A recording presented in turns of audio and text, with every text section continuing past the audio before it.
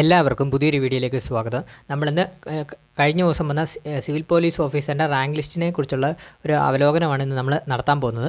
അതായത് നമുക്ക് ഓരോ ബറ്റാലിയൻ തരം തിരിച്ച് 530/2019 537/2022 റാങ്ക് ലിസ്റ്റിൻ്റെ എണ്ണവും കാര്യങ്ങളും ഒക്കെ ജസ്റ്റ് നോക്കാം, നിങ്ങളിലേക്ക് എത്തിക്കാൻ വേണ്ടിയാണ് ഈ ഒരു വീഡിയോ ചെയ്യുന്നത്.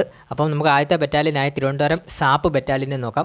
537/2022, അതായത് ഇന്നലെ വന്ന റാങ്ക് ലിസ്റ്റിൽ മെയിൻ ലിസ്റ്റിൽ ഉൾപ്പെട്ടവരുടെ എണ്ണം 895 പേരാണ് മെയിൻ ലിസ്റ്റിൽ ഉൾപ്പെട്ടത്.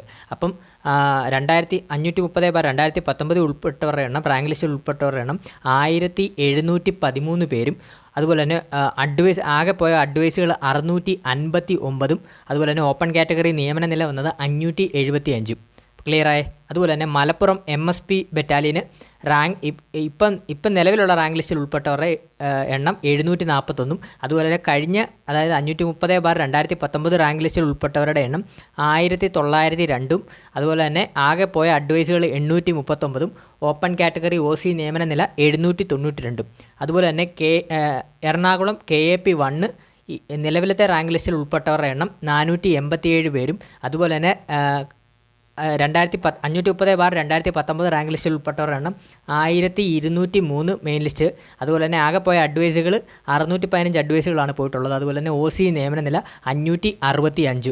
അതുപോലെ തന്നെ തൃശ്ശൂർ KAP 2 ബറ്റാലിയൻ്റെ 537/2022 മെയിൻ ലിസ്റ്റിലെ ആളുകളുടെ എണ്ണം, റാങ്ക് ലിസ്റ്റിലെ ആളുകളുടെ എണ്ണം 827. അതുപോലെ തന്നെ 530/2019 റാങ്ക് ലിസ്റ്റുകളുടെ എണ്ണം 1913. ആകെ പോയ അഡ്വൈസുകൾ 627. അതുപോലെ തന്നെ OC നിയമന നില, ഓപ്പൺ കാറ്റഗറി നിയമന നില 562. അതുപോലെ തന്നെ പത്തനംതിട്ട KAP 3 ബറ്റാലിയന് റാങ്ക് ലിസ്റ്റ് നിലവിലത്തെ റാങ്ക് ലിസ്റ്റിൽ ഉൾപ്പെട്ടവരുടെ എണ്ണം 596. അതുപോലെ തന്നെ കഴിഞ്ഞ റാങ്ക് ലിസ്റ്റിൽ ഉൾപ്പെട്ടവരുടെ എണ്ണം 1366. ആകെ പോയ അഡ്വൈസുകൾ 776.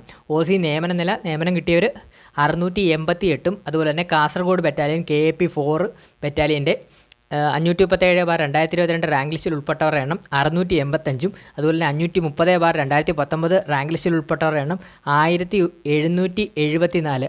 അതായത് ആകെ അഡ്വൈസുകൾ പോയത് 591. അതുപോലെ തന്നെ OC നിയമന നില 479. അതുപോലെ തന്നെ ലാസ്റ്റ് ബറ്റാലിയനായി ഇടുക്കി KAP 5 റാങ്ക് ലിസ്റ്റിൽ ഉൾപ്പെട്ടവരുടെ എണ്ണം 494. 530/2019 കഴിഞ്ഞ റാങ്ക് ലിസ്റ്റിൽ ഉൾപ്പെട്ടവരുടെ എണ്ണം 1282. അതുപോലെ തന്നെ ആകെ അഡ്വൈസുകൾ 407. ഓപ്പൺ കാറ്റഗറി നിയമന നില 363. അപ്പോൾ ഇതിൽ നിന്ന് നിങ്ങൾക്ക് എന്താണ് മനസ്സിലാവുന്നത്? അതായത് ഇപ്പം ഉദാഹരണം പറയുകയാണെങ്കിൽ നമുക്ക് സാപ്പിൻ്റെ കാര്യം തന്നെ എടുക്കാം, ഏതെങ്കിലും ഒരു ബറ്റാലിയൻ എടുക്കാം, സാപ്പിൻ്റെ കാര്യം തന്നെ എടുക്കാം. അപ്പോൾ ഇപ്പം നിലവിലുള്ള ലിസ്റ്റിൽ സാപ്പിൽ 895 പേരാണ് മെയിൻ ലിസ്റ്റിലുള്ളത്. കഴിഞ്ഞ വട്ടം എത്ര പേരായിരുന്നു? 1713 പേരാണ്. അപ്പോൾ അഡ്വൈസ് എത്രയാണ് പോയത്? അതായത് അഡ്വൈസ് പോയത് 689, ഏകദേശം 700ഓളം. അപ്പം PSC എന്താണ് ഇപ്പം ചെയ്തിരിക്കുന്നത്? മെയിൻ ലിസ്റ്റ് വളരെയധികം കുറച്ചാണ് ഇട്ടിരിക്കുന്നത്. അതായത് മെയിൻ ലിസ്റ്റ് വളരെയധികം കുറച്ചാണ്. കഴിഞ്ഞ വട്ടം 1713 പോയെങ്കിൽ ഈ വട്ടം 895 വന്നു. അപ്പം ഇതിൻ്റെ അർത്ഥം എന്തെന്ന് പറഞ്ഞാൽ റാങ്ക് ലിസ്റ്റിലുള്ളവർക്കും കഴിഞ്ഞ നിയമന നില അനുസരിച്ച് എല്ലാവർക്കും ജോലി കിട്ടാൻ ചാൻസ് ഉണ്ട്. ഈ റാങ്ക് ലിസ്റ്റ് വന്നവർക്ക് എല്ലാവർക്കും. PSCയുടെ കാര്യമാണെങ്കിൽ നമുക്കറിയില്ല. എൻ്റെ ഒരു പ്രഡിക്ഷൻ വെച്ച് പറയുകയാണ്, കഴിഞ്ഞ റാങ്ക് ലിസ്റ്റും ഈ റാങ്ക് ലിസ്റ്റ് നോക്കുമ്പോഴുള്ള നമുക്ക് തോന്നുന്ന വ്യത്യാസമാണ് പറയുന്നത്. കഴിഞ്ഞ റാങ്ക് ലിസ്റ്റിനെക്കാട്ടിലും വളരെയധികം കുറവാണ് ഇപ്പോൾ ഇന്നലെ വന്ന റാങ്ക് ലിസ്റ്റിലുള്ളത് മെയിൻ ലിസ്റ്റിൽ ഉൾപ്പെട്ട ആളുകളുടെ എണ്ണം. ആ മെയിൻ ലിസ്റ്റിൽ ഉൾപ്പെട്ട ആളുകളുടെ എണ്ണവും അതുപോലെ തന്നെ കഴിഞ്ഞ വർഷത്തെ നിയമന നിലയുടെ നോക്കുമ്പം ഏകദേശം തുല്യമായിട്ട് വരുന്നുണ്ട്. അപ്പം ഈ ലിസ്റ്റിൽ ഉൾപ്പെട്ടവർക്കെല്ലാം ജോലി കിട്ടാൻ ചാൻസ് കൂടുതലാണ്.